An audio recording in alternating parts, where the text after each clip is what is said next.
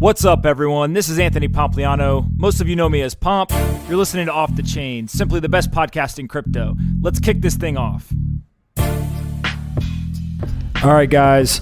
I've got Brad Lee here. Bang, bang. I'm super excited about this. We've got lots of stories to cover. He's got all kinds of wild ideas and doing a bunch of cool stuff. So thanks for coming to do this. Hey, thanks for having me. Let's start with your background. Everyone knows you, I think, as the man who helped Uber overcome all of the regulatory issues. And you've done a bunch of stuff since then, but you actually started out in politics. Yeah, I did. So I kind of got into politics. Like I got into tech kind of by accident. I'll tell you that story. But I also got into politics kind of in a super weird way too. So would you run for like a high school student body president? I was never. No one would have voted for me. I was definitely not cool enough to do that.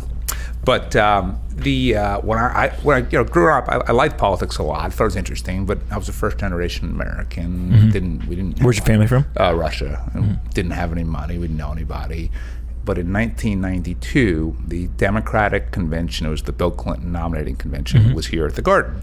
And my dad had a friend who was a lawyer for the Carpenters Union. And this guy, Brian O'Dwyer, great guy, called me up and said, hey, I can get you like a one-day Carpenters pass to the convention. Do you want it? Sure, that'd be great. So if you look in the newspaper, it says convention noon to midnight. Now, having now been to a bunch of these things, it's really like 8 to 11, and the rest of it's nothing's going on, but I didn't know that.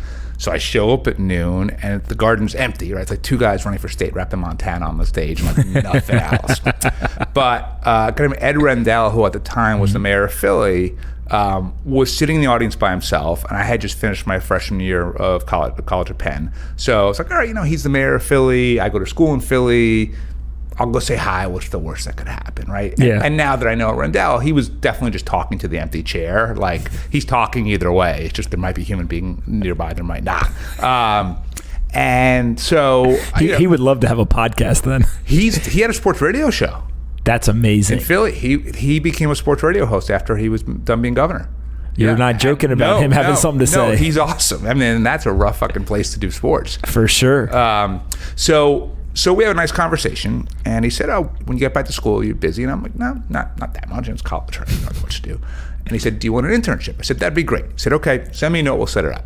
So I go home, I write a letter, and what I didn't know then, but what I know now, is that correspondence is the black hole of government, right? Everything goes in, nothing comes out. But every day I'm going home, I'm opening up the mailbox, there's no letter. So I get back to school, and this is, almost a decade before 9/11, so security's not what it is today. And I had this insane thought of like, I'll go see him. So I show up at City Hall, and I get to like, not his office, like the outer secretary, and I said, is the mayor here? And they were kind of stunned because it's a crazy question. The only people who do that are either people who are genuinely crazy, which I wasn't, or people like protesting, which I wasn't. I was just this like gullible, naive kid. They're like, wait, this kid actually may be lost? Yeah, they're like, what? They're like, finally, they're like, do you want to leave him a note? I'm like, okay, sure. So I write the note, get back on the subway to go out to the dorm. Kind of hits me like, so I'm like, fucking idiot, you can't just go see the mayor. Like, cross that off your list. And I got to the door and the phone rings and it's the mayor. And they said, hold for Ed Rendell. And he said, when are you coming to work? And I said, I'll be right there. And then worked for him all through college. And you just went right back? Yeah. And worked for him all through college. They kind of mainly blew off glass for a couple of years and worked at City Hall. What were you doing? So it was very cool. He was really trying to revive Philly and did a really great job of it. In fact, there's a really good book called A Prayer for the City by Buzz Bissinger, the same guy that wrote Friday Night Lights, about all the work that Rendell did to revitalize Philly. So he set up this office called Policy and Planning, where it was he just took this really smart group of people and said, come up with good ideas for city government. And then I was like, basically would do the research or whatever it is.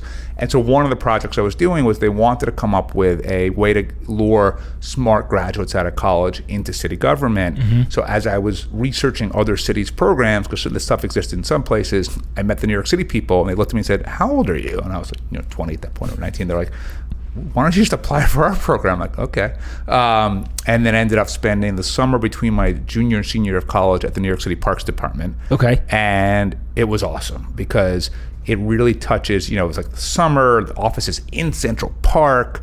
Commissioner was this wacky, crazy, brilliant guy named Henry Stern. And you're just going around the city to like every park and playground and doing weird shit all the time. So went back as the press secretary. and did that for about Wait, 2 hold years. on. You interned and then you went back like the next summer or after you graduated? What I decided to do is I was going to my senior year, but I took like a whole bunch of classes and graduated in a semester instead of a year and went back in January. Got it. And you're the press secretary. Yeah. So I'm doing the press and, we're just like opening up playgrounds. And, but, we're coming up with all like any weird thing. So this guy he would do anything to get attention both for himself and for parks. So you could like dress him up in a crazy costume, anything that would get pressed. Like I remember Groundhog's Day one year, we dug a hole in the ground, we dressed him up as a groundhog, we buried him in the ground. And then when the press came, he popped up. And the front page of Newsday the next day, is when Newsday was still a paper in the city, was a picture of him in the groundhog suit with flakes in the forecast as the front page. So it was this crazy but really fun couple of years. Went to law school, but knew I didn't want to actually practice law, so just kind of got the degree. Went back to Parks, did that for a couple of more years, and then went to Washington as Chuck Schumer's communications director, where I had arguably the worst job in all of Washington, D.C., because Chuck, as some listeners here may know, is the most, until Trump, you could confidently say Chuck is the most media-hungry person in Washington, most politician. All right, before we get to this, hold on, I have one question for you. So you said something earlier that was interesting about the programs to try to get young, kind of intelligent, hungry kids out of great schools into politics. Yeah. How big of a problem is it in terms of the quality of the people that we have at both the national and state level? It's a great question, and it is not only having a problem, it is the biggest indicator of the success or failure of a city. So interesting. I ended up working for Mike Bloomberg, both at City Hall, and I was his campaign manager. And the thing that made Mike, and I don't know your views on Mike, but I'm going to bet you like him. The thing that made Mike so successful, if you made a list, let's say the 250 things that got accomplished in his 12 years, he didn't think of any of those things. What he did was he just hired the most talented people he could get. He said, I don't care about diversity, quite frankly. I don't care about politics. I just want the most talented people I can find. And then he said to every one of them, okay, you're the people to report to me. You got to hire the same way. So every kind of non-civil service job where he had discretion was just filled with incredibly smart people who normally would never work in city government. And then he said, okay, you know what? I'll let you loose. Come up with ideas. Yeah, what's your best idea? Yeah, and if you fail, but it's a good idea and you went about it responsibly, that's fine. I'll take the heat. No problem. So people felt comfortable. Like, I had all kinds of crazy ideas, and you'd be like, okay. And like sometimes they really were. Sometimes they didn't. What was the craziest one? We made him the first politician that they could find in history who publicly announced the status of every single one of his campaign promises, whether it was done, not done, failed. That's pretty cool. So when Mike, in his first year, this was 2002, it was rough. So coming off 9/11, city economy is really bad. He did a lot of things that became necessary or popular over time, like the smoking ban. But the smoking ban was actually very unpopular when we did it. Or he raised property taxes because he had to stabilize the tax base. Ultimately worked out, but unpopular at the time. Obviously unpopular. Yeah. So I remember sitting in City Hall thinking, like, we're not going to re-elect this guy and his charm and charisma because like our numbers are terrible. So like, what could make him different? And even after being around him a few months, I understood that he was just a different kind of person. And by the way, I've never since worked with a politician like this. He is completely unique. And I was like, what if we just make him the most transparent, ethical mayor in history, and we just own everything, right? And just if we accomplish something, we take credit for it. If we failed, we own up to it. Any other politician, if you propose that to them, would just like have fired you on the spot. So I made a list of like 380 things he promised in the 01 campaign. I just went through like every transcript, every newspaper article, everything, and I pitched it to him, and he's like, okay, great idea. And then we went and did it. And what percentage of things we had probably done about a third of them. That's actually pretty high. Not bad. We were probably working on another third, and then another third, nothing at all. And we actually had to change my mind category as well. Just like, because he'd never worked in government before. There are ideas in the campaign. And then once he got into the city, he realized like, okay, it doesn't make sense. And that's fine. This is my biggest thing with politics is somehow changing your mind when you get more information is seen as a negative rather than a positive. It's the one thing I just can't. I can't believe you only have one problem with politics. But it's the one that I eat. No matter how much people try to explain to me why it is, I still like no. But like that is the sign of intelligence, not the is the hobgoblin of little minds, right? Yeah, it's crazy for sure. So Mike Bloomberg though is obviously kind of the opposite of all of that. For sure. So he was just this sort of incredibly unique guy, and it's really hard to kind of compare him to anyone else. And I've learned that lesson the hard way sometimes, like, oh, what if we just sort of, this person seems like Mike, why don't we try this? And the answer is they're never like Mike. Right. But yeah, and part of the way that got done, it's usually that politics is one thing, government's another. So I went and sat down with every commissioner. I said to Ray Kelly, hey, how would you on these 17 promises? And he's like, well, what promises? And it turned out some of them he was doing anyway. That's how we kind of had a third roughly, done. Mm-hmm. But a lot of it was like, oh, okay, I'll start working on this. Or sometimes like, well, I don't know if I want to do that. And I'm like, look, if you want to make an argument as to why it's a bad idea, I'll take it back to Mike. But if you just don't want to do it, that's okay. But we're having a press conference, we're announcing the status of every single one of these things. So Mike is going to publicly announce that you're bad at your job. If you're comfortable with that, it's okay with me. Sure. Turns out nobody was comfortable with that. Yep. So amazingly, people got to work. So he was really, really unique. But getting back to your question, it's critical, right? Mm-hmm. Because at the end of the day, cities are neither inherently clean, safe, and well-run, nor inherently dangerous and poorly run. Mm-hmm. It's as good as the management, right? Yep. And the reason why New York City, for a long time has been pretty solid is, for all of Rudy's craziness right now, when he was mayor, he was actually a pretty good mayor. Mm-hmm. So that was 8 years. And then Mike just governed in this completely business-like, nonpartisan, independent way that just no one's ever done before, right? So you had 20 years. Now, de Blasio's managing to destroy a lot of it. But they built up so much talent and processes that made sense and worked that the city's been holding on. Do you see you've operated at all levels of government, right? Yeah, and then now on the regulatory and legal side, you still kind of touch a lot of that stuff. Yeah. Do you see a significant advantage for folks who have business experience and operate it from a management and executive type approach versus other approaches? Or is that more there's fiction than fact? Well, there's some value in the actual governance itself. So Mike really did try to treat city government as much as he could like a private enterprise, and it worked really well. The track record of really rich people running for office and winning is pretty bad. You have Mike Wall, so in New York, we don't realize that because we had him, but most of the time when some CEO runs for office, they get killed. They spend a ton of money, consultants sort of suck all the money out of their campaign, and they get no votes. So why? Because running for office is really hard, and it's a totally separate skill set from anything else. It's a separate skill set, from holding office. And Mike only won because of 9/11. All of a sudden this incredibly terrible, unprecedented thing happens. Everyone's mindset flips on a dime. Rudy is sort of deified as this guy who sort of did a really good job in the moment. He endorses Mike, and all of a sudden people said, you know what, I don't care about partisanship, I just want a competent person. And the guy running against was a guy named Mark Green, who was a total hack. So you had a hack on one side, you had this sort of billionaire, tech founder. Makes it more obvious. Yeah, and he only won by 50,000 votes in a city of 8.6 million people. So it was really close, but he eked it out. But if not for 9/11, we lose by 25 points. Wow. And then the reelects were, a function of his performance as mayor, and I like to think, at least the one that I ran, function of our campaign. But nonetheless, it's pretty rare. So in all of these places, cities can really succeed, they can really fail, and it really depends on the quality of people you put in. And so in the last two elections, New York City is 8.6 million people. Bill de Blasio, in the primaries, and in those cases, the primaries really were the general election. He got 312,000 votes in 2013, 282,000 votes in 2017. Roughly 4% of the city's population picked this guy, and we get what we asked for, right? Is the turnout that low? Yeah, it really is. Wow. And you get really shitty governance and really bad mayors when nobody bothers to show up. And so that's what happened, and that's why a guy like de Blasio, who hates the job of being mayor. The New York Post reported that he spent, how many hours he spent at City Hall in the month of May total? I'm gonna guess that he spent 4 hours every other day. So let's give him 15 hours a week. So we'll go with 60 hours. Okay, so if you subtract 53 from that, you'd be correct. 7 hours, the whole fucking month. I mean, he literally... Come on, man. I was trying to give him the benefit of the doubt. I saw that. I wanted you to go as high as possible to make the point.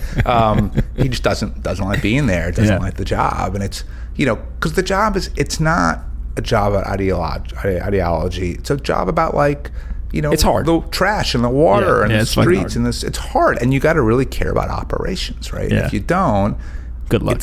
Good luck. And that's what we're seeing right now. But lots of cities have that problem. On the flip side, a city like Philly, which was really falling apart, you had a really good mayor like Rendell, and he was able to really help bring it back.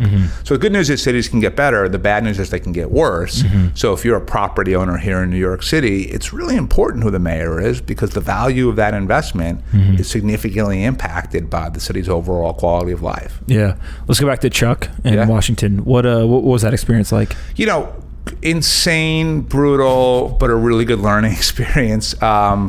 Chuck is famous for having a press conference every Sunday. Every Sunday? Every Sunday. Now, he has one every other day of the week too, but on Sunday, it's his big one because he's right. The local newscasts have like the highest ratings of the week because people are home and no one else is working. So you can kind of just dominate it. So a huge part of my job. That's actually pretty smart. He's brilliant. Just ask him. He will tell you how smart he is.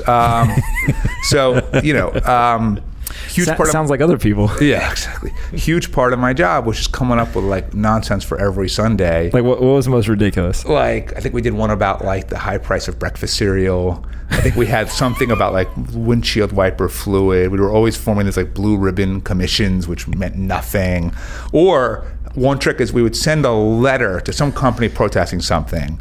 And then you got to announce that you sent the letter. Yeah, and then they're not there on Sunday, right? So it's a one-sided story. But I started noticing that the response from the people that we were going after kept saying, we never got the letter. And then it hit me, the point of it was only the press hit. So once the press conference was over, I kept forgetting to actually send the letter. So I ended up having a post note on my computer that said, remember to send the letter. So we just made up all kinds of shit. But actually, in a weird way, the job was sort of split in two for me, because exactly a year into my tenure there is when 9/11 happened. So then for a good 6 months, the work we did went from being like pretty superfluous because Congress does so little, to really important, in part because Chuck was securing lots of federal aid to help New York City recover, and in part because people did need to see their leaders, and it really made a difference. And Chuck and his work ethic really worked out well because he was willing to go to everything, be with people, help. He wanted the attention for sure, but at that moment, he cared. He genuinely cared. He really did. And at that moment, it was what the city needed. Because of that, I saw Rudy in action this whole time, and like, just showing leadership in a moment like that is really, really critical. Well, one of my my favorite stories from 9/11, which obviously is this horrible event, but is and there's video of it on YouTube, is when President Bush comes and visits Ground Zero, and the video that's online is basically he grabs a bullhorn, he's standing and he's kind of rallying. I was about 15 feet from him when he did that. Okay, so you probably know the story even better than I read it, which is, he didn't plan on doing that. No. He said he was kind of just walking around. I was like, oh, these people need someone to tell them, like, it's going to be okay. Look, I'm not a Bush fan. I'm actually at this point a political independent. I hate both parties, but I'm certainly not a Republican. And I thought that he was incredible in that moment. Right? Really? I was totally inspired and was screaming and cheering and everything else. He jumps on top of the fire truck. I hear you, and soon they're going to hear you. And it was an incredible moment, and he really did at that moment show great leadership. I don't think he ended up being a great president overall, but it was electric, I think. And even the Democrats there, they might lie about it, but like everyone was caught up. Well, and it's also, you said earlier, right, kind of all of the partisanship goes away in those moments where people just say, hey, look, we're American. Yeah. It doesn't happen very often, especially given the climate we have right now. But that was a moment where everyone just said, doesn't matter. We just got to try to do the right thing. For sure. And then how'd you end up in Chicago? So kind of a crazy story. So I'm at City Hall. In New York? In New York, working for Mike. We had just launched that whole campaign promise thing. And my phone rings, and we're in, it's a bullpen in the Bloomberg world, right? No one has an office. And he doesn't either. He's just in the middle desk, and then and my office today is like that, the same thing. And it's a guy I know who said, how'd you like to be the deputy governor of Illinois? And I said, what's a deputy governor, and why are you calling me? And who the fuck are you? Right. And so a guy who now is named, you're going to know, named Rod Blagojevich, had kind of come out of nowhere to win the governorship. No one expected him to win. So he didn't really have like a team because he was a congressman, which means he had very little staff.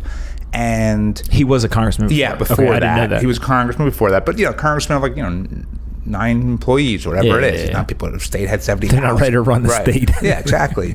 And so, but what they understood about him was they needed someone that was young enough that it would be such a career-making job that you would put up with all of his insanity. Like, I truly believe that if Rod had pled insanity at his trial, they would have had to have given it to him. Now, the problem is crazy people don't think they're crazy. So he never pled insanity and ended up with a 14-year jail sentence. But they needed someone that, like, I was 29, right? It's like, okay, you're 29 and you get to run all of the operations, the whole budget, legislation, policy, and communications for the fifth biggest state in the country. Okay, I'll put up with pretty much anything for the opportunity to do that. And I did. And it was an insane 4 years because Rod had a both highly logical and illogical view of things, which is his job was to run for office. And he did his job effectively. He won. And he would literally say, I did my job. And like, he wouldn't come to the office for 3 or 4 months at a clip. He had no interest in governing. Where was he?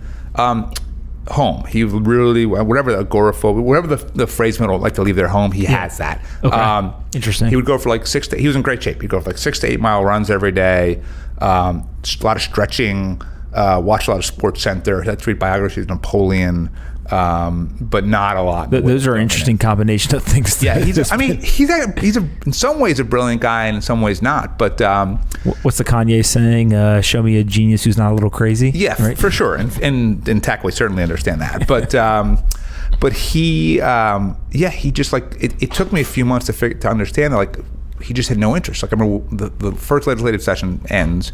They pass typically 400 or 500 bills in a session, and most of them are nonsense. Like, the official amphibian in Illinois is the frog or whatever. But like, there's like 100 that like actually matter for public policy. And so you like have the lawyers review it, the budget people review it, the policy people review it. There's a recommendation. The protesters show up over some nonsense. And I'm trying to meet with him to say, like, okay, what do you want to do in these bills? And he won't come to the office. I'm like, well, can I come to you? And it's like, no, I'm reading or whatever. So Fine's like, well, do you know what you want to do in these bills? I'm like, well, I have my opinion. He's like, all right, just do that. And then that was it. And then from there on out, every bill, every dollar spent in the state budget, every piece of policy, pardons, granting them, denying them, whatever else, like, I just did it. That's crazy. Not because I was in any way qualified. I was 29 years old, but there was no one else to do it, right? That's fucking wild. It was nuts. Talk to me about the pardons. One of the things that I've talked to a number of people on, everyone from Mike Novogratz, et cetera, that come on, is around criminal justice reform and kind of all this stuff. And the one stat that blows my mind is if you are up for parole, there is a number of studies that show stupid facts. Like the closer you are to lunch before the lunch hour, the less likely you are to be approved. Right. Wow. Yeah. And so, like, you want the 9 a.m. slot rather than the 11:30 slot. Right. And it's just human nature. They want to get it over, all this stupid stuff. And we're talking about people's lives and time in jail and all this stuff. What's it like being on the other side where I'm sure people are constantly asking for pardons? Constantly. And it's, look, in a weird way, it felt like even more responsibility than, say, the budget or legislation, because if you let someone out and they hurt somebody, that's really on you. Right. Oh, so that was the downside. Yeah, politically, but also just morally, right? Like it weighed heavily on me. So basically, I set up a policy and said, if you're a violent offender and your crime was in the last 5 years, 7 years, whatever it is, and you're still in your jail sentence, like we're just come back later. If you're nonviolent, okay, then we're open to it. And look, generally speaking, the world has evolved in a way with criminal justice reform where I think people generally now think that most nonviolent offenders probably shouldn't be incarcerated in the first place. So that was how I tried to divvy things up. And I didn't mind granting pardons if someone clearly, was a not violent person and could get back into society. But I didn't ever want to take the risk of someone physically getting hurt. And so it kind of worked out. Pretty and then rational. Also, Illinois, I don't think it doesn't, but we still technically had the death penalty at the time, but we just put a complete stay on executions. And then anybody who we could show there was any evidence at all, DNA, that they were actually wrongly convicted, we were just releasing them right away. One of the most fascinating aspects of politics to me today is the interaction between the actual political legislation and kind of that whole process with the law enforcement. So you see in places like Baltimore where, the DA just says, look, you guys can keep arresting all these people for, possession of small amounts of marijuana. I'm not prosecuting, so I'm essentially decriminalizing it without actually changing the law. Yeah. And you really start to see where the power comes from in terms of the legislation versus the enforcement of those legislation. And it's just fascinating. Yeah, I mean, oftentimes I think people who work in politics, especially if you work in the legislature, tend to think like, okay, we passed this bill, therefore we solve the societal problem. No, we passed this bill, and now there's some program that can try and probably will fail, but can at least try to solve this problem, right? And often what happens is then the people who are executing it that really have most of the power, because how they actually go about it really determines what does and doesn't happen. Like if you, all the time people come to me and say, I want to run for Congress, I want to run for city council, whatever it is. And my answer is always like, if you go work in the executive branch, like the average like staffer in the mayor's office is much more powerful than like almost any city council member, right? Because they take it and then they have the power to do everything with it, allocate money, choose how things are enforced, not enforced, whatever it is. Like the reality is you don't need to run for office to have an impact in government. In some ways, that's the worst way to have an impact in government. Yeah, that makes sense. What was your take when all the stuff with Rod was going down? I mean, so the way that I kind of ended it with him was, it was it's 2006. So I've been there for 3.5 years at this point. And to his credit, he never ever like did anything illegal around me until he slipped up once. So Rahm Emanuel, who at the time was a congressman from Chicago, then later became the mayor of Chicago, had an athletic facility in his district, and I guess Rod had promised him $2 million in state money to help fix up the facility. That's pretty normal stuff, right? Fine.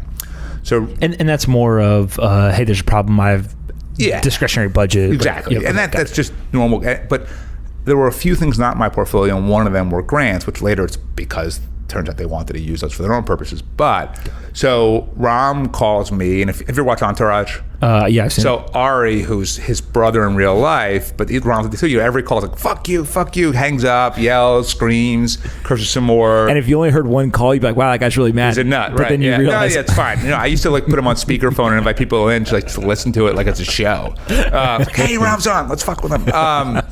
So Rahm's going crazy on me about this thing. I don't even know what he's talking about, right? I'm like, when he finally stopped yelling, I was like, let me look into this. I'll call you back. So that night, I'm on the phone with Blagojevich, and I just said, hey, by the way, I don't even know what this thing is, but Rahm's really upset. Do you want me just to, I can make sure the money gets dispersed. Like, it's not particularly hard. I took 2 calls. And he's like, no. Ari, who's his brother, Ari Emanuel, who's the chairman of Endeavor, owes me a fundraiser, and they're not getting that grant until I get my fundraiser. I said, you can't really link these things. One's politics, one's government. He said, you tell them about my fundraiser. And I was like, okay, that's clearly illegal. So I called our ethics council and reported it and said, you better put a stop to it. And they did. The fundraiser never happened. The grant was given. But I ended up testifying in both of Rod's corruption trials to he was charged with attempted extortion of Congressman Emanuel. And in that situation, when that goes down, let's say that you had reported it. What I want to really understand is like the government oversight. So these ethics committees and stuff, right? They're all there. And I think there's like a false sense of security in that, like, hey, there's a committee, right? My guess is they don't get used nearly as much as they probably should be, but when they do, can it be preventative, or is it always kind of retroactively and then they're going in and enforcing? The preventative is usually like ethics training and trying to teach people the right rules. Sometimes that works, sometimes it doesn't. In this case, it was preventative in the sense that we were able to get out ahead of it and make sure that it didn't happen, but more because our general counsel Bill Quinlan was a really talented guy who could figure out how to do that. So ultimately, it worked in that case. But once that happened, my kind of relationship with Rob was basically over, and I left a few months later. Yeah, and to me, it is the first time I've heard kind of the details of it, right? But a lot of what's going on right now in politics with Trump and Biden and Ukraine and all this crazy shit, what I think for the layman who's never worked in government, frankly, doesn't have a huge interest in understanding how it works. But when you see this stuff, it's hard to tell what is kind of par for the course, right? Of just like, hey, we're negotiating versus, oh, no, you stepped over the bounds and you actually violated the law. For sure. Or even Biden, right? So let's just, for sake of argument, stipulate that Biden didn't do anything corrupt in terms of trying to fire the prosecutor in the Ukraine. We were talking about Joe Biden. Yeah. His kind of deadbeat kid still got $600,000 for being on the board of this company that really he obviously had no specific knowledge about, but because his dad was vice president, right? So there's this inherent soft corruption that exists. And I'm for anyone but Trump, but nonetheless,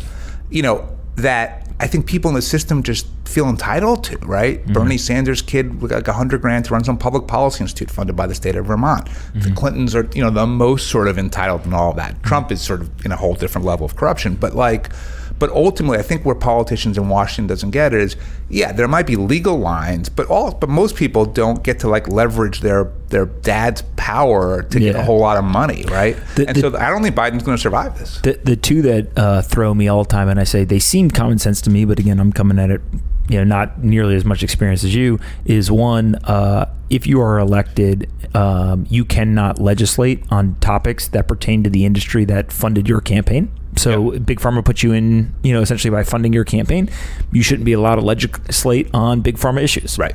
Yeah, it probably solves some of the problem. Yeah. And then the second thing is this legal, it's not really insider trading, right? But basically the ability to buy and sell stocks based on legislation. For years and years and years, it was not illegal for members of Congress to actually trade stocks based on their own information from Congress. And then finally they realized okay, so now they can't do it anymore. Now they can't do it. And there's a congressman named Chris Collins from Buffalo who was indicted a few weeks ago, or maybe a week ago, and resigned for taking knowledge he had as a congressman and making stock decisions. Because and I forget who it was. It may have been Matt Levine. I might get it wrong, but somebody was basically saying so take that similar type of framework, right? And go to, Amazon's going to bring HQ2 to New York. And, if you know that they're going to pick New York, or you're inside of the local government and you start issuing permits, doing all this stuff, and somehow that information is used for somebody to go buy real estate, and then all of a sudden the real estate's going to get jacked up, etc.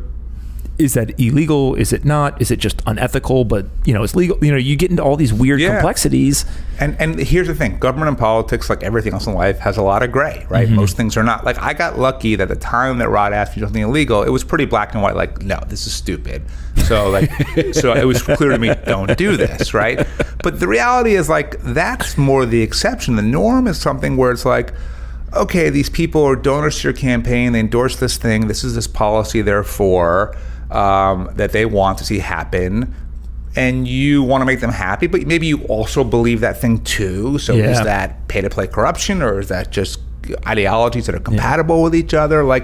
This stuff is really super complicated, and in fact, it has gotten in the last couple of years harder to convict public officials of corruption because the Supreme Court said if something is gray, you can't really do it. So, for example, in 2016, I launched what ended up being a totally failed campaign to get de Blasio out of office.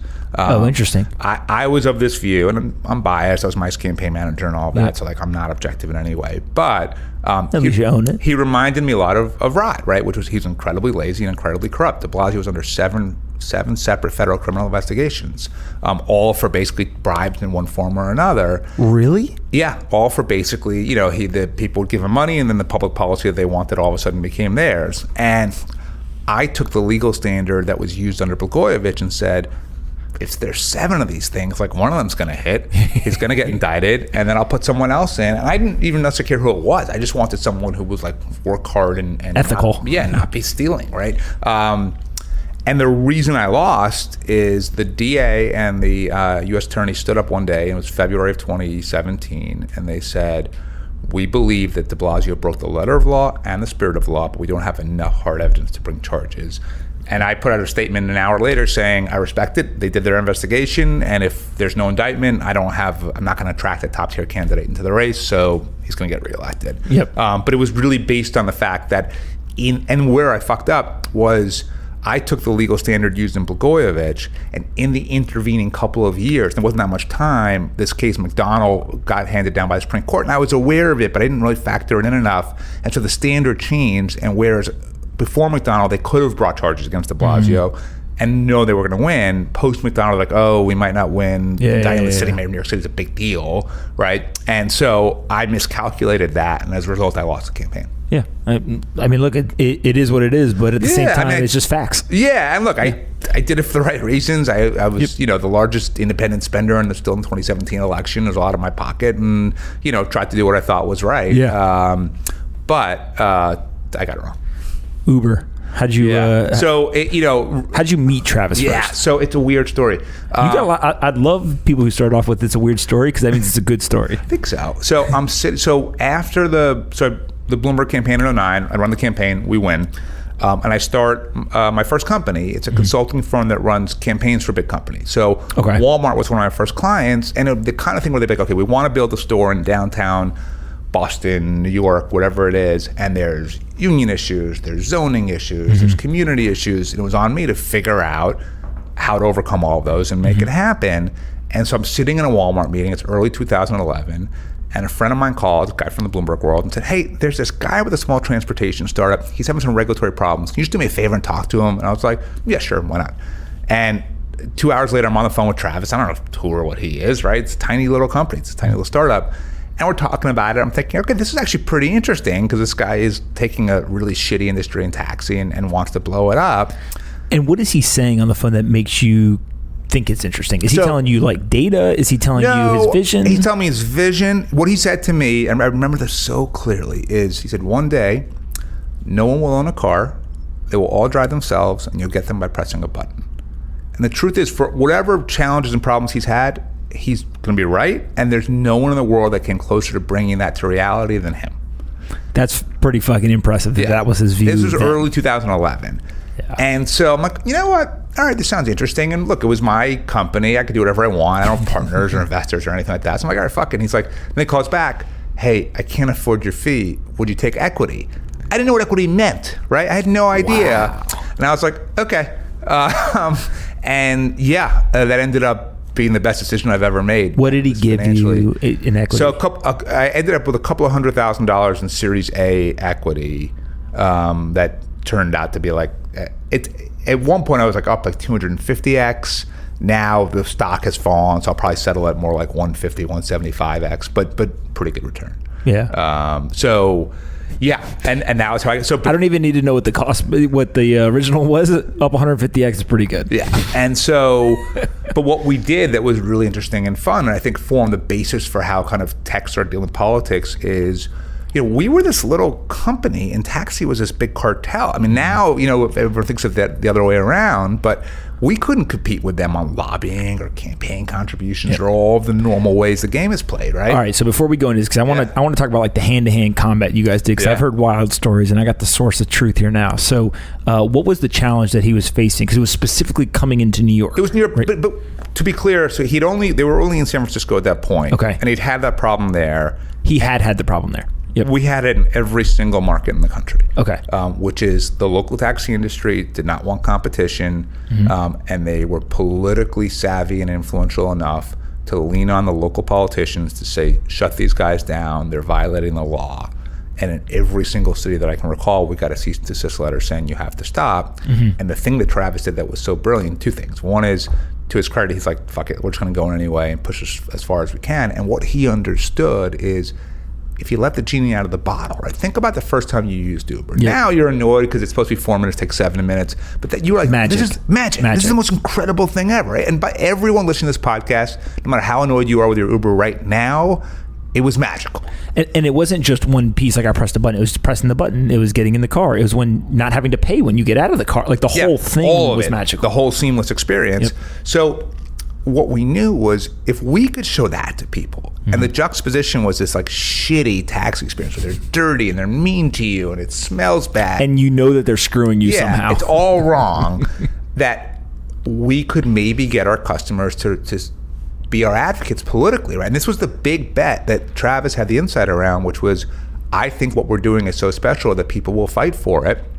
And then we had the ability through the app to reach all of our customers and say, here's the issue.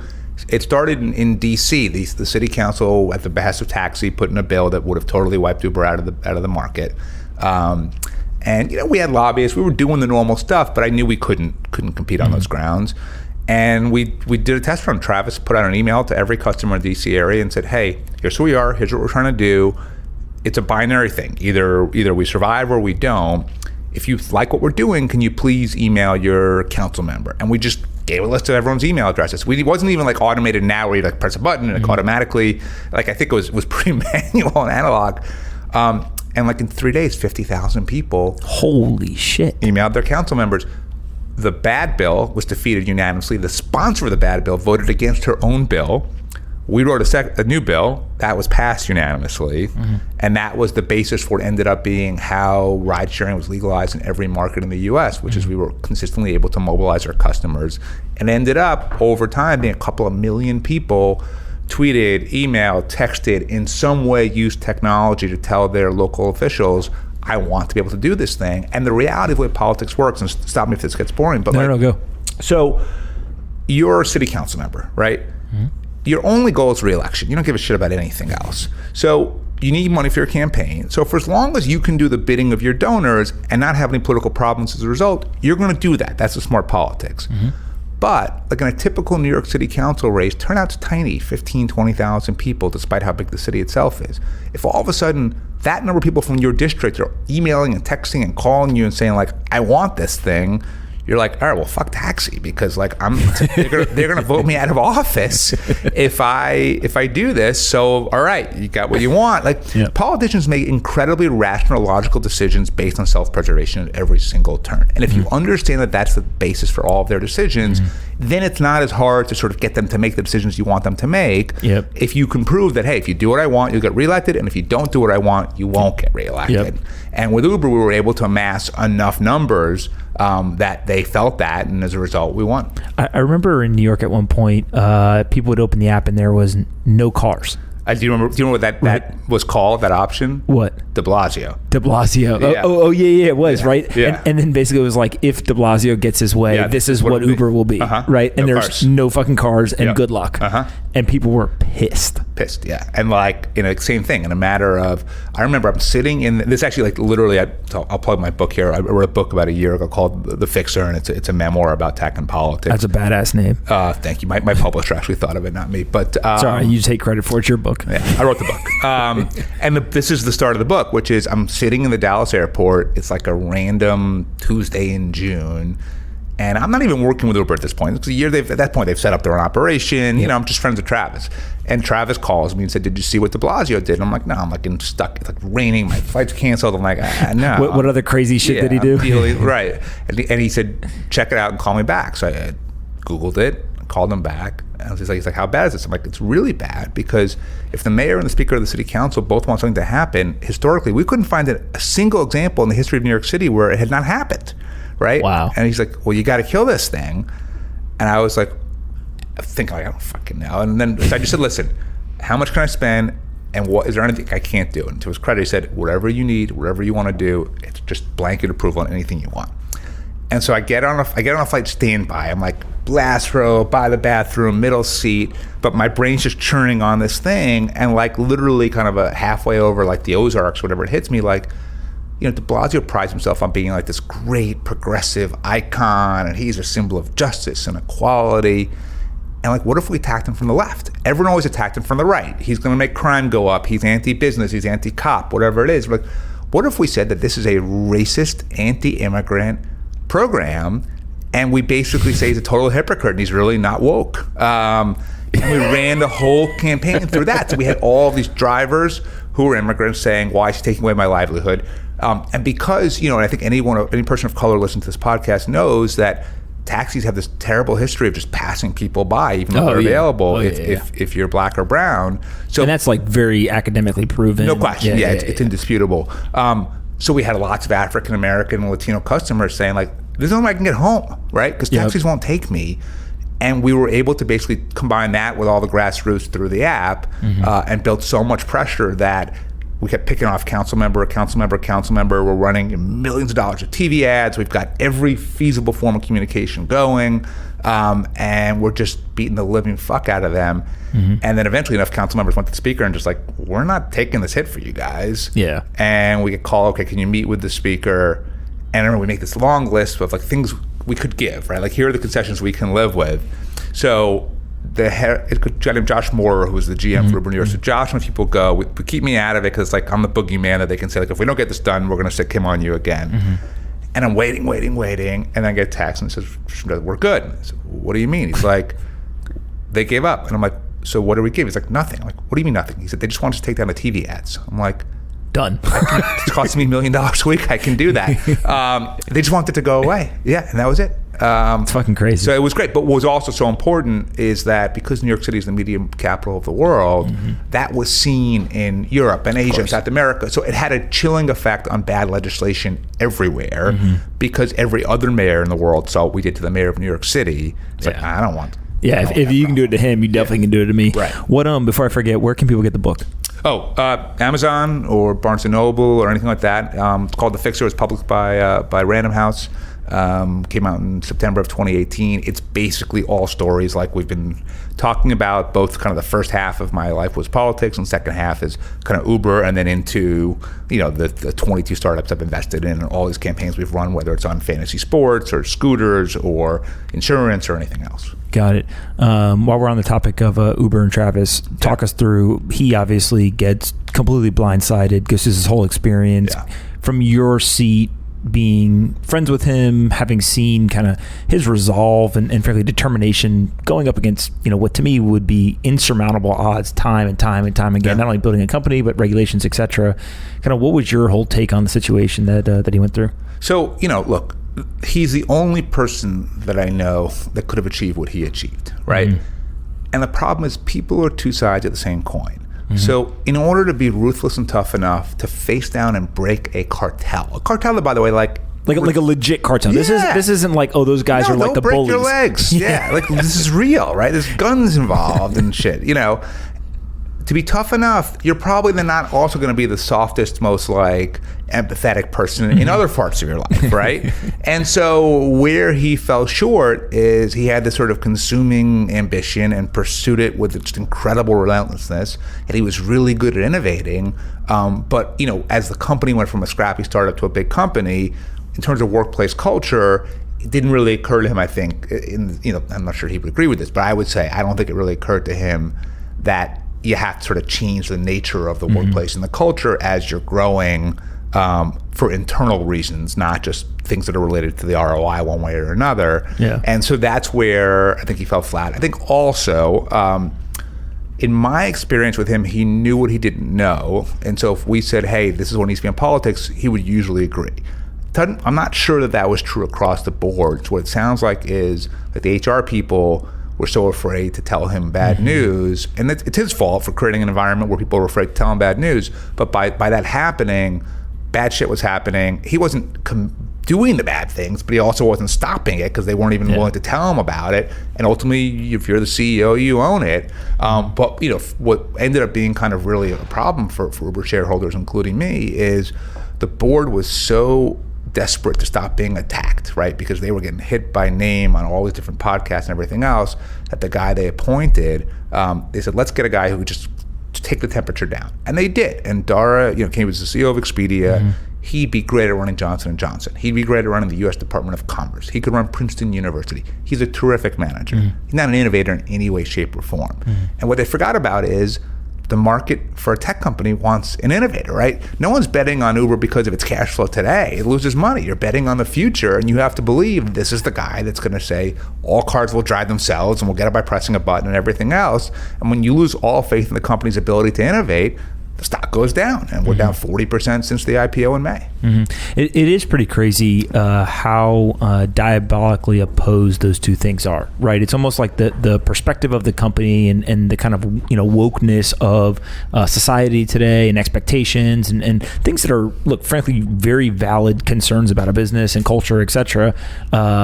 Can be the opposite of the innovator and cash flows, etc. Now, before everyone freaks out on Twitter, right? Those two things don't have to always be opposite, right? There are people who get them right, but the people who are really good at one extreme are usually not good at both extremes. Right. And so it's interesting. So you can look at this, and I think we work in some ways, or Tesla are examples that also you could look at, which is, you can't, if you're a VC, right, you can't not invest in the slightly crazy genius, because that's where the sort of really radical good stuff tends to happen, right? So you don't want to pass up a Travis Kalanick or an Elon Musk. At the same time, the game plan, like, hey, we'll just switch that person out with a good manager for the IPO, doesn't work, as we saw with Uber, right? So you need to invest in these people that are kind of crazy. You need to keep innovating, but at the same time, you need to understand where they're going to go wrong and put some controls in place. And I think one of the things that the VC world as a whole is really guilty is that everybody wants to win the deal. Everybody wants to get an allocation. And the easiest way to do it is to tell the founder whatever they want to hear. So you're going to have dual class voting shares? No problem. You determine the line of succession for the next 100 years? No problem. If you die? Yeah, if you die, you're still in control. Yeah, right. You want a corporate jet? No problem. And when people never hear no and they get let out of control, they lose all perspective completely. And it's really incumbent upon all of us to say, yes, we're competing with each other. Yes, we want to win a deal. But if we don't insist on some level of governance and standards, this is going to keep happening time and time again. I think we're at a moment now, especially with the implosion of WeWork, that people are at least understanding this. Whether people actually act on it, I don't know, right? Yeah. Like, I know that we turned down a deal a couple months ago because we were going to put down a term sheet, we were about to do it, and then the structure that she showed us was so out of control that when we objected to it and she said, okay, no problem, I'll switch it, we were like, you know what? If this is your mindset at the seed, it was like, it was like the B, pre-seed. I was like, what are you going to be like by the B or the C? Like, forget it, we're out. But oftentimes you overlook that stuff, and that's what leads to this. Yeah, for sure. You start with Uber, and you took equity, obviously, for services. You since have raised funds, and now kind of you continue to do a lot of the lobbying and servicing and campaigns, et cetera. But you also have a fund. How do you kind of talk about your business today? Our model is definitely weird, unique, different, for better or for worse, which is we're the only venture fund that I'm aware of that invests at the intersection of politics and technology. That's like the antithesis of almost every other venture fund. Totally, which is why raising Fund 1 was so hard. But what we look for are the same things that any other VC. We care about the TAM and the founder and the underlying tech and the vision. But then the other thing that we really like is there some sort of big gating political regulatory issue that if it's solved can really unlock growth, and if it's not can really hinder growth? And if so, do we think we can solve it? And if the answer is yes and yes, that's where we want to deploy capital. So we invested in Bird at the Series A and then ran campaigns to legalize electric scooters. We invested in Lemonade at the Series A and then ran campaigns against the insurance industry to get them their licenses in every state. Invested in FanDuel, then ran campaigns in 23 states to legalize fantasy sports. And things like that where we say, is there some area where our particular expertise is really unique, and that A, lets us make hopefully good choices, but B, gets us deal flow and access, because if you're a founder and you want our help, I've got to have investment rights. And if I don't have them, I'm not going to work with you. Look, I'm super tapped into a lot of venture capital stuff. As somebody said to me, I need somebody to solve a regulatory problem. You guys are probably the only one that I would think we of. are. Well, right now we have them out. Look, I got really lucky in that like a lot of things broke right, in the sense that typically people who start the kind of political consulting firm that I did, you sell it to like there are these big holding companies, WPP or Omnicom. I just never wanted to work for anybody else. So I was like, I'm not going to sell, which gave me the independence. We'll be best friends. Right. I had the money that I made from Uber, so I had financial independence. I'm pretty risk friendly. My two main kind of credentials were Mike Bloomberg and Uber, right? So those were pretty good. And so all of that, and then my consulting business was profitable enough that I could basically say, I'm going to build out this huge infrastructure to run all these campaigns to solve these problems for startups, and that's going to cost me a lot of money, but I'll get it back either in equity or in deal flow, and it will ultimately make me a lot more money.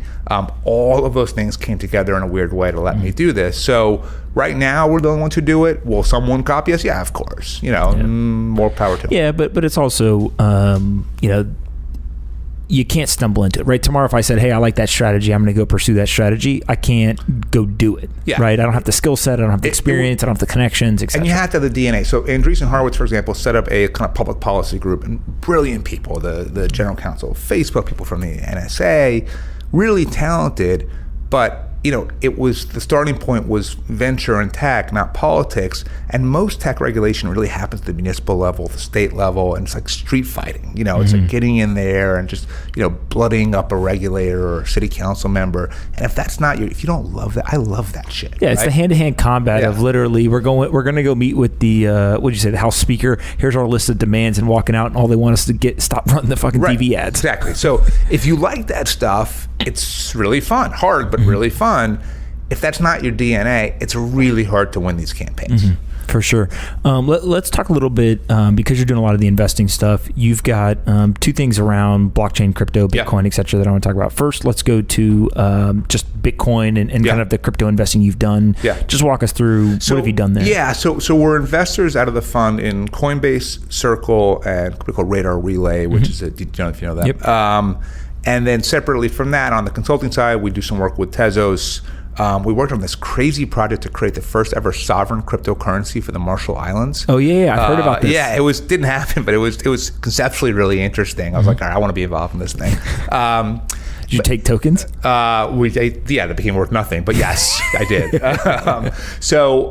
Here's my thesis, and I don't think it's different than most people listening to this podcast, which is, so I'm not a trader. I don't buy or sell any particular currency because I have no ability to know if it's going to go up or down. Same. There are people that had that skill set. God bless them, not me. Yep. But what I saw in politics is the world has changed. People don't have faith in institutions the way they used to. And by that can be the government, the media, the church, higher ed, Wall Street. But across the board, there's just a lack of faith in central institutions. And when there's a vacuum of faith, it's got to go somewhere, right? And one place that it goes is Bitcoin and Ethereum, and the notion of, hey, we don't really trust a central government to set monetary policy in a way that's not totally rigged. We'd rather take our own chances with ourselves and self-govern. And I think that makes sense. Like, is that most of the population? No. But is it 5%, 10%, 15%? Yeah. And that's pretty big, right? That's hundreds. We're at 1% now, most likely. Yeah. So I mean, I think it can get much bigger. And so if you believe that, the reason why all of our investments have been on the exchange side is whether it goes up or down, if you believe that people have this lack of faith in institutions and that they would rather instead, find an alternative way to trade their money and invest their money, if you're making money on the trade regardless, right, because you're just processing it one way or the other, to me, that's a good business to be in. So we focus mainly on the exchanges so far, but it's a fascinating world. So that's been half of it. Then the other half of it, and this will now, I think, make some sense given this conversation we've had, which is, so because I took my fee in Uber and equity, like I said to you, I'm like the Facebook mural guy. So I now have Tusk Philanthropies. Well, the story, so just so people get the reference, is there's a guy who painted a mural at Facebook, and he walked away. They paid him in equity, and I think it ended up being worth $200 million. Which is more than I made, to be clear. But I made enough. And you did real work, right? Yeah, I did a lot of work. I'm sure that guy's very talented. And he probably enjoyed what he was doing, right? But he wasn't street fighting with the mayor of New York. I like that shit. But so the thing I learned in politics, and we've talked about this, is every policy output is the result of a political input. And if you accept the fact that 99.9% of politicians are desperately insecure, self-loathing people that can't live without the validation of holding office, then you understand that every decision they make is solely based on re-election. Asking them to go without that job, without the validation of feeling like there's somebody, feeling relevant, it's like asking you or me to go without oxygen. They can't do it. If you said to Chuck Schumer, Chuck, you got a choice. Tomorrow you can die or you can live, but no one will ever utter your name again. He would honestly say, what's the difference, right? and he wouldn't be able to understand the difference, right? So they have to have that. So expecting them to make choices in their votes or their policies, they're going to lose them the next election, is unrealistic. So if you want to change the outputs, you got to change the inputs. And the question is, what are the inputs? The inputs are votes. And because of gerrymandering, the reality is almost every election in this country is decided in the primary, not in the general election. Explain gerrymandering. So gerrymandering is a practice that's awful but legal, where both parties, depending on who's in power in a particular state, draw out the legislative districts, and they draw them in ways that literally go block by block to make sure that only a Republican can win in that seat or only a Democrat. And both parties are equally guilty of it. Both parties say they're better than the other, but the reality is they're both totally doing. They're both corrupt. But as a result, so there's 435 seats in the House. 380, 390 are decided in the primary, and then maybe the other remaining handful of general election, right? And just to kind of drill down on what you're talking about, they literally pull up a map and they draw a line and they say, hey, this section or this kind of jurisdiction. It could be literally this street, this guy's house. I mean, it runs in these crazy, crazy ways. Well, when you look at the maps, it's not like they drew, like New York City street grid. It's not like they put that on. It's literally why does it run up and then this really long sliver? There's a district, if you know New York City geography, that runs from the Coney Island all the way through the Upper West Side. It's Jerry Nadler's seat. That's insane, right? That's a really long way, but it's this long, long sliver of very left-wing votes the whole way up, right? And so because of that, where the real elections happen is the primary most of the time, not the general election. Do you know what average turnout is in primaries?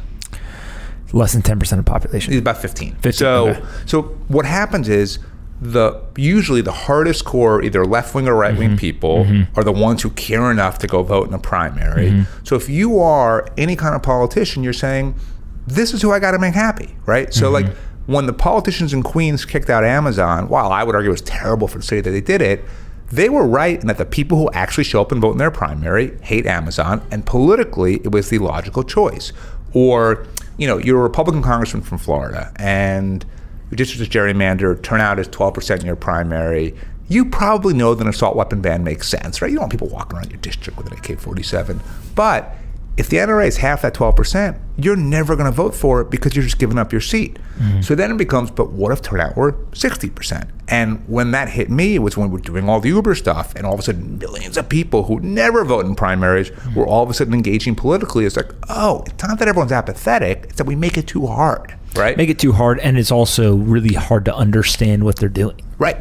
Yeah. It's like I have to physically drive to a voting center. Like, basically, fuck that. No, people don't do it. It just doesn't happen, right? I mean, the reason why the system was created 250 years ago from an agrarian society. We vote on Tuesdays because that's what made sense for the farmers in the 1700s, right? And they've kept it that way because the people in power, that's how they have power. So the only two things that matter are kind of ideological primary voters or groups with enough money to kind of move and shape votes within primaries. So that's who has all the power. So if only the most radical on each side are the only things that have any inputs that matter, of course we can't pass legislation on climate change or guns or immigration or healthcare or education or anything else, because that 70% that basically agrees on most stuff, with some differences, they don't participate, which means they don't count. And so the question I asked was, could we find a way to get turnout from 12, 15% to 60, 70%? And then when blockchain came along, all of a sudden we're like, holy shit, the answer might be yes. Because, we knew from Uber that people would engage, but obviously the way that we were doing it was not secure. We were just send a text and an email. It was fine for what we were doing, right? Voting is a more complicated process. But blockchain, as everyone listening to this podcast definitely knows, obviously is a lot harder to hack and creates a permanent record. And if anything has been changed right away. And so the question was, can we start running elections over the blockchain and allow people to vote that way from their phone? So we started the state of West Virginia. An employee of mine, her mom happened to be the U.S. Senator from there, and so I called her and said, hey, any ideas on someone who might want to try this idea? And the Secretary of State there, Mac Warner, is a military guy. All four of his kids are in the military. And it's very hard to vote during the military. Like, you mail in your ballot from Kandahar and it shows up a month later, it gets thrown in the trash, right? So I was literally in Iraq when the 2008 election happened. Yeah. And I remember 90+% of the guys didn't vote. Right. And just because it was too hard. And you're all and it doesn't matter. Risking your life to protect our right to vote. Literally, right? So my view was, let me start with the hardest thing to object to, which is who could object to make it easier for soldiers to vote, right? And Mac agreed. And so the state of West Virginia, to their credit, said, hey, let's give this thing a try. I paid for the state's cost to administer the election out of my foundation so that it wouldn't be a taxpayer expense, and then we could avoid all the procurement stuff and RFPs and all that other stuff. I don't invest in the companies that are doing this because I want to really not care who wins. I just want to see it happen. At the moment, the leading company is called Vote. It's a blockchain company out of Boston, VOATZ. And the way it works is they verify you. You take a video of your face, and that gets matched up against your ID for face recognition scan, then your biometric fingerprint. Once those two things are verified, then the app is like any, pick The Bachelor or voting for the All-Star game or whatever it is, but transmitted over the blockchain. It's on a private ledger. And then when it hits the Secretary of State's office, they print out a paper copy of the ballot so that it can be audited.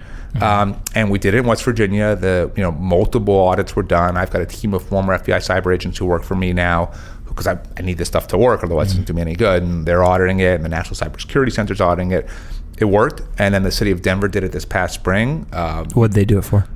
Military. Utah County did it for military. When is this going to run? Next week. When next week? You tell me when you want it to run. Well, so I think we're good. So on Monday, we have a big announcement. Okay, let's hear the announcement. We'll make this go after Monday. Yeah. So you're listening to this, and it's already been released. This is the first time I've said this publicly.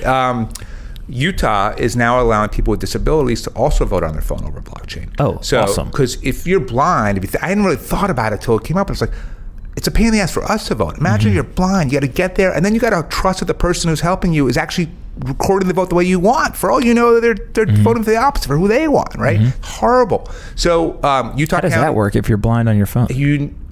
They have different devices that have Braille and things like that. Like, we didn't really thought about it either, but apparently we started talking to advocates for the blind, like, no, smartphones are like the greatest thing ever to happen. Yeah. We would love to be able to vote this way. So blind, deaf. There's basically a smart computer with Braille where I can engage with it and it thinks for me and I can ensure exactly what it's doing. Yeah, it makes a ton of sense. So Utah will become the first jurisdiction to allow another demographic to do it. And look, my strategy is kind of obvious, which is I'm starting with all the unobjectionable groups and trying to work my way into the middle. We're also going to announce next week a couple of counties in other states. We'll be up to 5 different jurisdictions doing it. In each case, we're doing 3 things. One is we're convincing election officials to give it a try, and then I'm paying for all the costs of administering these elections, which I can do for a while. I can't do indefinitely, but I made enough money that I can do it for a while.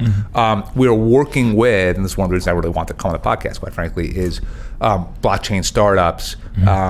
If you're interested in doing this, we will give you a lot of the expertise you need as to how you deal with voting, how you deal with the politicians. We do a lot of the blocking and tackling. We're providing the resources. If somebody is interested in this, how do they get in touch with you? Just go to mobilevoting.org. There's a contact sheet on there. And if you're interested, we actively are constantly talking to different blockchain companies because we want to work with you. Can this solution be built by the government, or does it have to be private enterprise? That's a good question. Could it? Yes, of course it could. And we've had conversations with DARPA about it. My faith, having run a government, my faith tends to be more in private enterprise. So what I would like to see is 5 or 6 companies competing with each other and constantly trying to innovate the other, doing this type of work. So that's what I'd like to. If that can happen, I've also thought about, do I just kind of incubate it myself and kind of create an open API? I'm willing to do that if I need to, but I would rather see private enterprise do it. I think that's just a better way to go. Yeah. How long till you think we can get to a presidential election in the United States done with mobile voting? Yeah. So, look, next year, I'm confident there will be some votes in the presidential recorded over blockchain. Oh, you think so? Well, all of the votes so far, they're real votes. So but they're state. So what was last? West Virginia was senator, governor. Okay. Denver was mayor. Yep. Yeah, these aren't city council. It's just whatever is on the ballot, right? It could be city council, it could be president. So the stuff, whatever we do next year, it's gonna be president by and large. That's awesome. 2028, sort of my internal, it's just in my head, deadline of like when I want that every single person can just do this thing. I'd love to get it done faster. The other timeline I use is my daughter's 13, and so she'll be a voting age in 5 years. What do I need to do in the next 5 years that when the powers that be say to her, no, you can't do this, it's not safe, she could say, bullshit. It's been proven 50 times over. They've done it in all these places. All these people have tried it. You just don't want me to do it this way, right? It's not safe. What do you think the impact is if there is mobile voting? I mean, I believe that fundamentally it saves the republic. Right now, if you look at the state of Washington, you look at the state of the world, it is so binary and it's so oppositional. You kind of have a red state world and a blue state world, and they're so different from each other that if we can't start passing bills and coming up with policies that we can agree on some level, eventually we're going to, Alabama say we don't want to be in the same country as California, and California the same thing, we want to be in the same country as Alabama, and we're going to become multiple countries. And the only way to keep the union together, I would argue, is to start passing stuff. And the bad news is the system really prohibits that. The good news is on most issues, the middle 70% more or less agree, right? Take guns. The 70% would say we shouldn't confiscate people's weapons. The Second Amendment is a real thing, but people don't need assault weapons, right? They tend to be fairly common sense solutions on any given issue. Immigration. No one wants to really deport, other than the crazy 15% of the right, no one wants to deport all of the current immigrants here, but most people do think there should be some level of border security and things like that. Well, and it goes to this idea of like, take immigration, right? My girlfriend, which comes from Eastern Europe, and we talk all the time. It's like, look, the law is the law, but at the same time, like maybe we should change the laws. Right? Like, why is it so difficult to immigrate here?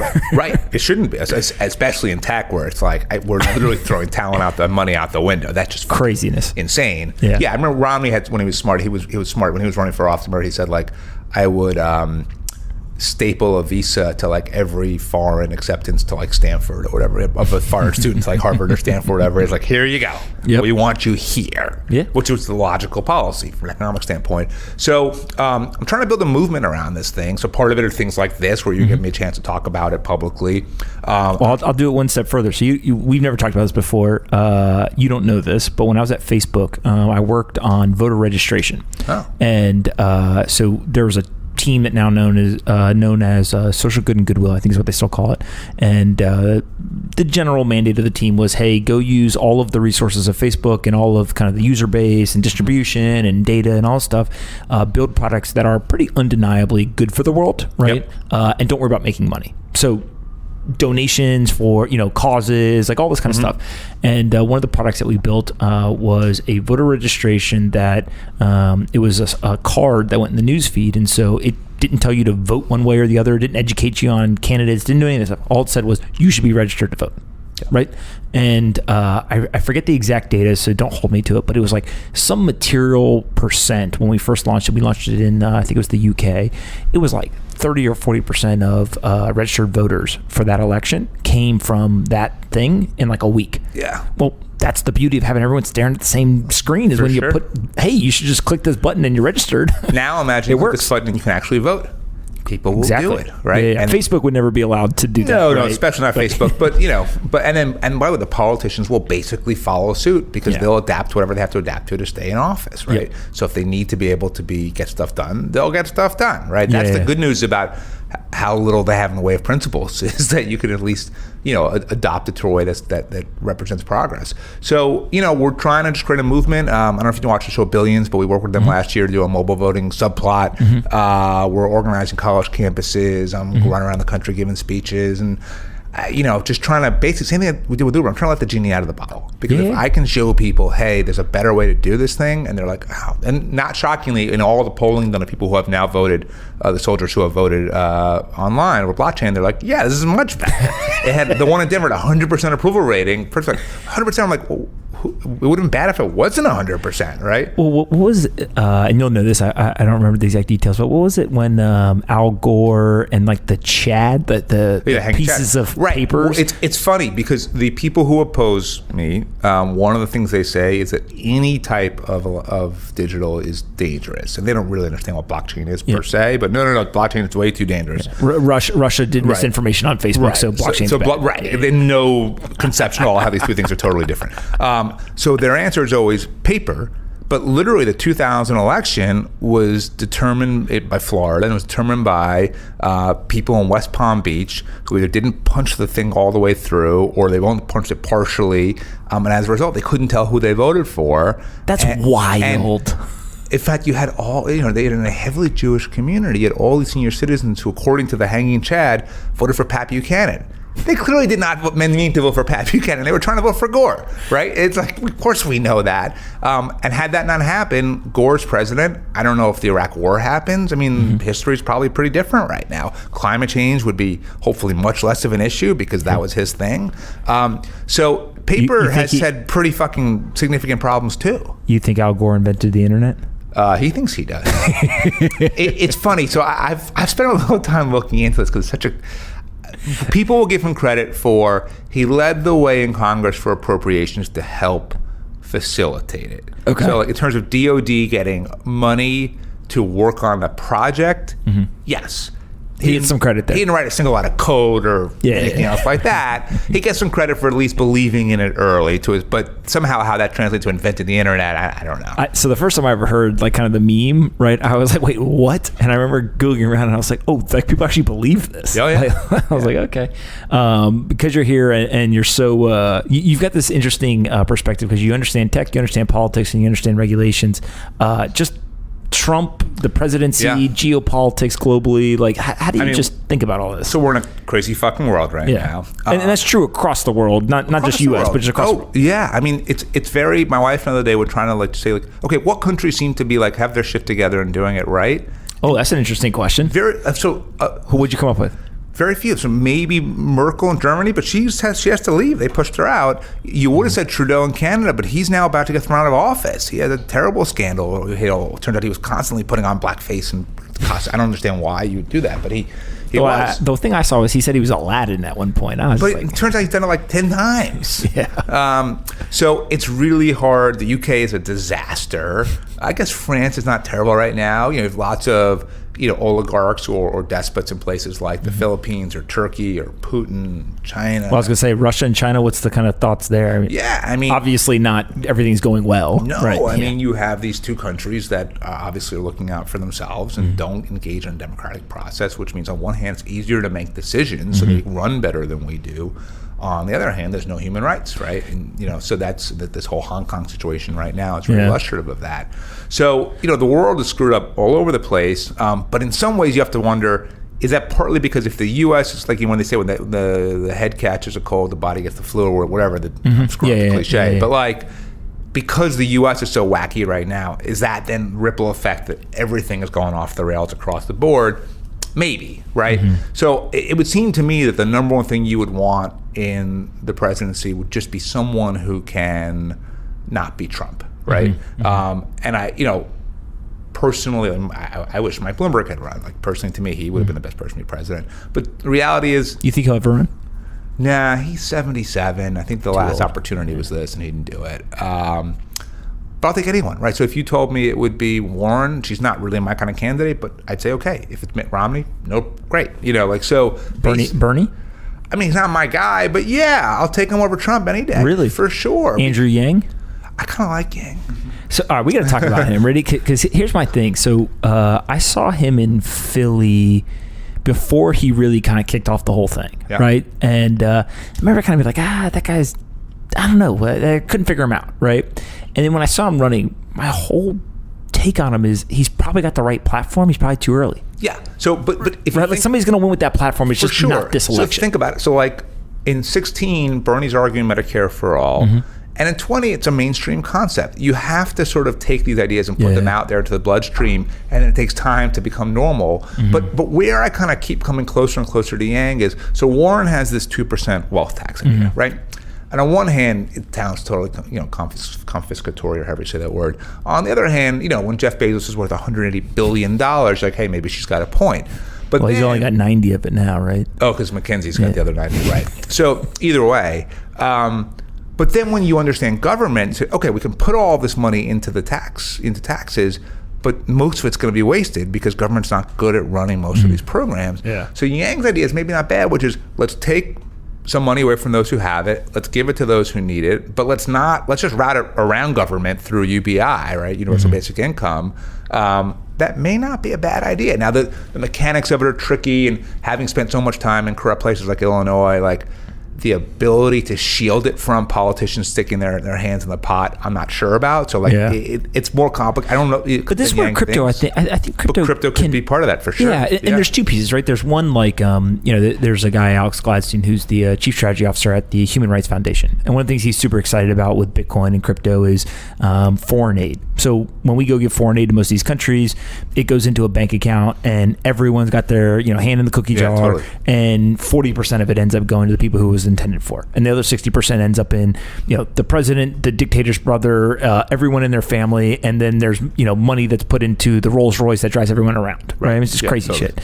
And so with this, you could essentially airdrop or deposit right into digital wallets. You know exactly who got it. You can track it on the blockchain, all this kind of stuff.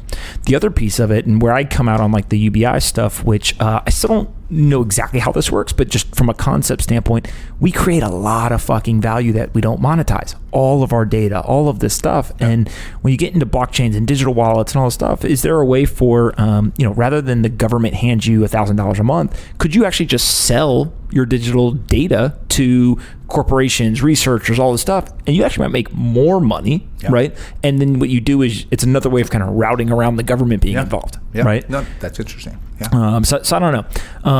What's your take on Bitcoin specifically? Kind of how do you view that in concert with a lot of the political stuff that's going on and the mobile voting and just kind of? Yeah, I mean, look, so on one hand, my fund has investments in exchanges where Bitcoin is clearly the most important currency, and so I want Bitcoin to do well because that ultimately means the value of the exchanges tend to go in parallel with Bitcoin. For sure. So I care a lot about that. On the other hand, Bitcoin is a little problematic for me because almost nobody who's not like a listener to your podcast understands between blockchain and Bitcoin, right? And so when something weird happens with Bitcoin, then my voting thing gets attacked. See, you can't do this. It's got nothing to do with Bitcoin, right? We're not even, so we're not even the other ledger, so, but it's sometimes from a narrative perspective makes my life a little more complicated. With that said, you're seeing interesting things. The state of Ohio is taking tax receipts now on Bitcoin. There was a candidate named Brian Ford who ran for Congress last time who took his donations via Bitcoin. So you're seeing places where it's Chipping away. starting to enter life, and that's the more and more applications that real people can relate to, the more they'll start to understand it, the more they can distinguish it from Ethereum or blockchain or anything else, and the more mainstream it becomes. So yeah, I'm for every, I feel like I do spend a decent amount of time talking to politicians and kind of urging them to say, look, why don't you see how you can incorporate crypto, whatever, Bitcoin, I don't care, right? Into what you do, because it has potentially some great ways to ensure provenance and security and make sure the money goes where it's supposed to go. And it also takes a group of people who tend to be a little alienated from government and maybe gives them a little bit of faith and a little bit of trust. And I think we could use that right now. For sure. Before I wrap up, I got 2 questions, and then you get to end asking me a question. Okay. Favorite book, and you can't name one that you wrote. All right, so not my book. So I read a lot, right? I read mainly fiction. So I'm going to give you. Oh, you read more fiction than nonfiction? I read about 2/3 fiction, 1/3 nonfiction. I'm like 100% nonfiction. You're not. Apparently, I'm the gender divide is usually the way you are, which is men tend to read more nonfiction, women more fiction, but I like fiction. So the best book I read this year is a novel called Boy Swallows World by a guy named Trent Dalton. It's this crazy book about this kid in Australia, but it's just kind of wonderful. Yeah, and a fiction book. Fiction. Yep. And then I would say, sometimes I get asked this question, is when I was in like the 5th grade, I read this book called Advise and Consent about like a U.S. Senate confirmation fight in like the 1950s, and that was what got me interested in politics. And so that book had a really big impact on my life. Yeah. I haven't read it since, but people say it's a guy by the name of Alan Drury, but that's how I learned what politics was and sort of set me on this path. The best books are all about not only the book, but also when you read them. Yeah. Right? Yeah, exactly. The timing is really important. Life, totally. Yeah. Before you ask me the question, aliens, believer, non-believer? Yeah, I believe. Why? Because the notion that we are the entirety of the universe is insane to me. Now, they may not be anything like what we see in the movies, right? I have no idea what form they take. It could be moss, but we know for a fact that there is some bacteria on Mars, right? Some water. So like, in a sense, that's already an alien, right? So yes, could there be beings that are a lot smarter than us? Sure. Could there be beings that, could we turn out to be the most sophisticated being in the universe?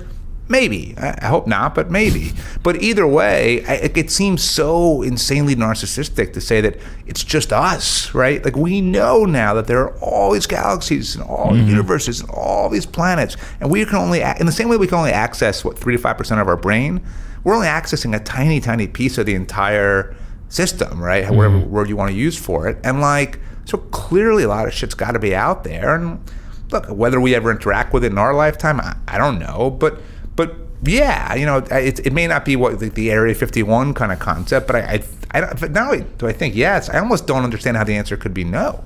What do you think? Well, I've asked almost 200 people now, so I've got a lot of different answers, and the 3 most common and all ones that I agree with. So one is yours, which is basically like it's super selfish to think that we aren't, or that we are the only ones. 2 is mathematically, just the probability is off the charts.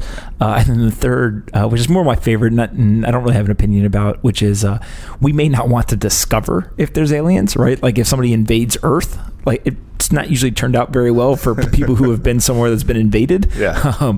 And so, I think we always think about it'd be so cool to know if there's other life out there, but nobody ever thinks about the downside of actually, maybe you might not want to know, right? If we aren't the most sophisticated, intelligent beings. Assuming they're belligerent, maybe that species has evolved beyond that, right?